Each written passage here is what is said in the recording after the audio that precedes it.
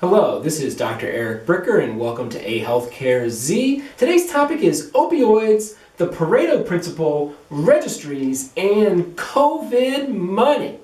Now, we start off with The Pharmacist, which was a series of shows on Netflix that came out in the beginning of 2020. And if you have not seen this, I highly recommend that you watch it. Okay, it is about a New Orleans, Louisiana area pharmacist by the name of Dan Schneider who finds that there is a physician in his area who is essentially operating an opioid pill mill.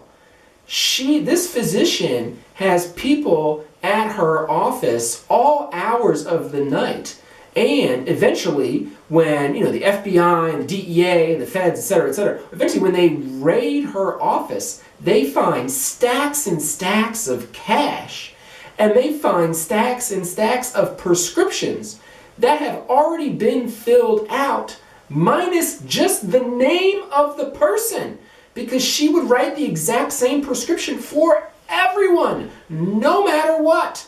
Now, obviously, eventually, she got shut down, and it's a very long story, and it's fascinating. It also then goes beyond that to Purdue Pharmaceuticals, the makers of Oxycontin, and the Sackler family, which are the founders of Purdue. So it is a fantastic documentary series. I highly encourage you to watch it. But it got me thinking about, well, what were the overall DEA convictions for doctors for essentially running pill mills where, one, there was just a ridiculous number of opioids that they were writing, but there was also no medical purpose for this. There was no medical documentation that could justify what they were doing in terms of these prescription medications. Now, what we have here on this chart is the number of convictions of doctors per year, and then the years on the x-axis. So it starts in 2003, goes all the way up to 2018. It's actually on the DEA's website. I mean, it's fantastic information. I'll leave a link to it in the show notes. Now, you can see that it starts out at less than 10 convictions per year. And even in the movie The Pharmacist, they say, look, going after doctors, criminal charges against doctors, but believe it or not, in the early 2000s, the late 90s, that was almost unheard of.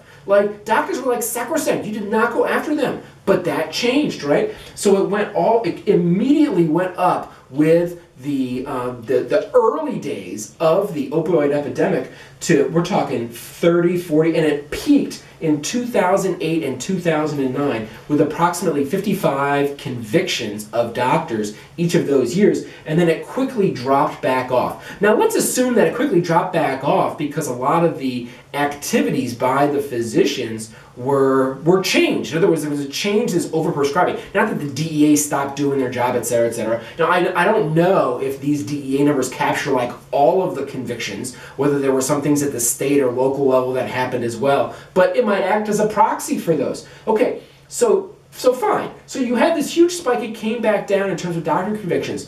Overall, it spiked at 56 doctors a year. There are 954,000 doctors in America. So in terms of the absolute number of physicians on a percentage basis, in terms of the doctors in America, it's nothing. It's like a drop in the bucket.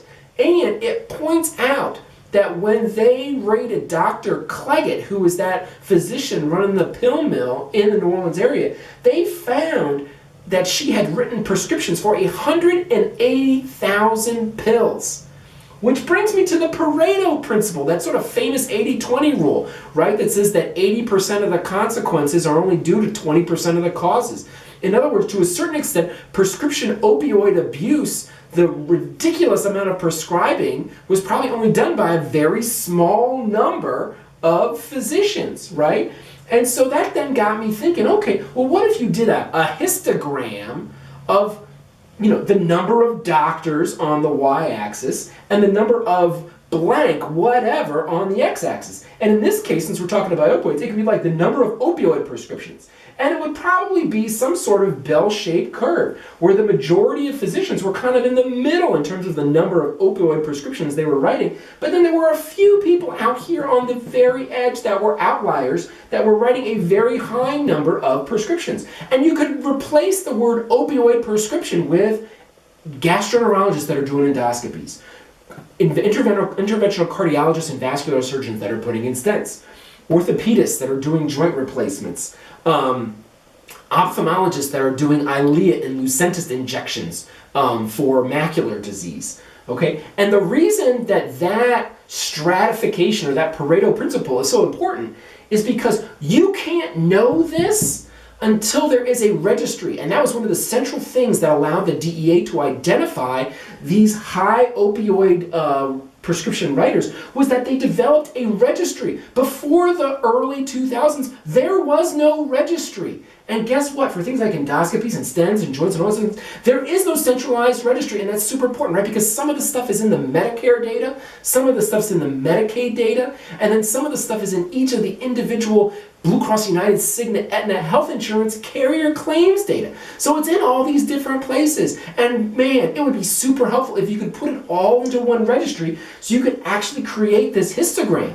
And then you could also take that registry, and on the x-axis, you could literally name every single doctor in whatever specialty, et cetera, on the x-axis. And then on the y-axis, you could have the number of blank procedures or opioid prescriptions or cardiac stents placed. And you would see that the vast majority of people would have this sort of like, typical or low number. And then up here, these outliers here would have super high numbers. And then you could identify who those people are, and you could say, okay, are those medically legitimate because they just have fantastic reputations and they have this huge patient draw, and all these people from all over the country go to this person to get XYZ done, and that's why they do so many?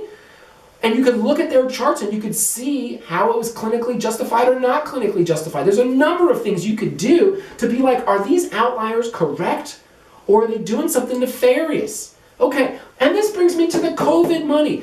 The United States government has given out over $100 billion to doctors and hospital systems with essentially no strings attached.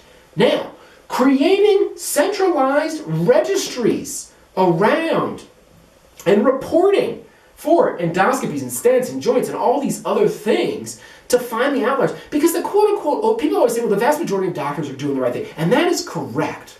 The vast majority of doctors are doing the right thing. But without registries, you can't identify the outliers. And it's the outliers that need to be identified. So how about we take some of this coronavirus money and put some strings attached to it?